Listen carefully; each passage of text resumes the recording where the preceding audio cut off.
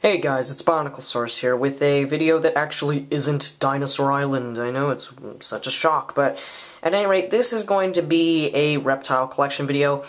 Now, I've only gotten one new addition to the collection since my last video I did, but I just feel like I need to redo the old one. The slideshow seemed like, in retrospect, a bit of a weird way to showcase these real living, moving animals. So in this one I'm going to do more of a slightly more extensive tour of the actual room, showing all their setups and stuff, and hopefully it's just going to turn out a lot better, more enjoyable for you guys to watch. So this is the door to the room.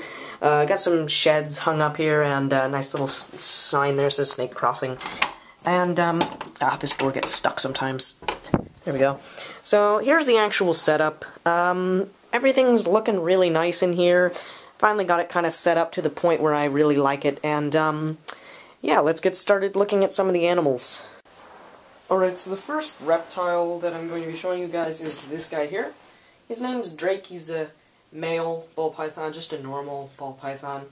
He's a... oh, I'm sorry buddy, your head kind of got caught on your cage. Anyway, he's about 4.5 feet long now. Just a really neat animal. I love ball pythons. They're from Africa, woodlands of Africa, not desert land, and just really neat, kind of smaller species of python. Very common, but nonetheless, they definitely deserve all the popularity that they have. And although this guy was not my first reptile, he was my first snake. He's looking a little on the thin side right now because he has been off feed for a little bit, but that's not too uncommon for these guys. They're pretty picky eaters, and Drake here especially does not like to eat a whole lot. So anyway, let me put him back here. I've had to try and film some of these clips for this video a few times, so all the snakes are probably really sick of coming out. They're really sick of me. So the second snake I'll be showing off here is his upstairs neighbor. Let me move my tripod down. She is also a normal ball python, but seeing as I just said she is of course a female. So here she is. Her name's Squeak. She was a rescue, so she's probably always going to be stunted in length, but certainly not in weight. She's quite a bulky little snake. Really, really sweet. Really, really cute and tame. Just a really, really nice specimen. Quite pretty for a normal as well. So yes, let's move on to some other animals. So up in here above the ball pythons is Lethal Yellow.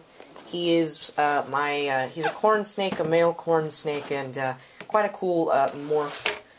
He's what's known as a butter stripe, which is basically a pure yellow corn snake. Let me move down the camera here. There you go, you can kind of... oh yeah, there's his little head there peeking up. You can see his tongue flicking there a little. Hi buddy. He's really, really cute, really, really tame. What a cool looking snake, too, to see a corn snake that's pure yellow. I love all the different morphs and mutations that you can find for some of the more common snakes like corn snakes and ball pythons. He's just an absolutely stunning animal and really unique. I don't want to get him out of his wet hide here because he is in shed and I don't want to bug him too much, but just a really neat animal and one I really enjoy working with. Right, so before I move on to the cage at the top of that stack, I'd like to get some other animals done real quick. He won't be the last one I show, but he is the new addition, so I want to save him for not perfectly last, but one of the last snakes. So I'm going to go over a couple of my bearded dragons here. This here is, I'm not really sure what to call her anymore. She is a female hypomelanistic bearded dragon. Hypomelanism is basically a lack or reduction of, the melanin or the black pigment, so she's basically a little bit brighter than what a normal would be. When she came in, her name was Medusa. She is a rescue, but I didn't really like that name, so my mom calls her Penny. That's what I have written on her little name tag, but I don't know. I'm not quite super keen on that name, so I'm not exactly sure what to call her right now, but nonetheless, she is really cute, really tame little lizard. Bearded dragons are great. They're from Australia. Really, really neat animals. And the other one over here, this is Cloudy, and he's a very special guy, for to me anyway, because he was the very first reptile that I ever got. I've had him for, gosh, almost 8 years now, and that's absolutely insane. 7 or 8 years. It's been quite a long time. He's just a normal male beardy and a really, really cute little guy. And look at his little chubby legs and his huge belly. But he, of course, gets the biggest cage. You know, he has his real fancy little lizard mansion there. Alright, so this here is Phoenix. She is another corn snake, a female, obviously. Not quite as unique or as fancy as the butterstripe. She is an albino or amelanistic corn snake. They go by both terms. Basically, that just means that she's lacking all of the melanin or black pigment, so she's much brighter, much prettier than a normal corn snake, and just a really nice animal, one that's been in my collection for quite a while. She lives up in this little 20-long tank up here, which is, it's actually set up pretty fancy, considering that she's just a corn snake. It's a pretty small little cage, but, yeah, she's just a really awesome animal, and, really cute, very, very tame, a little hyper, but, nonetheless, very sweet and really, really, really cute little face there. Okay, so below Phoenix in this this nice big vision cage here, I'm not sure how big this is, probably about 50-some gallons, maybe 60 gallons at absolute most. Here is probably the rarest and most exotic snake in my collection.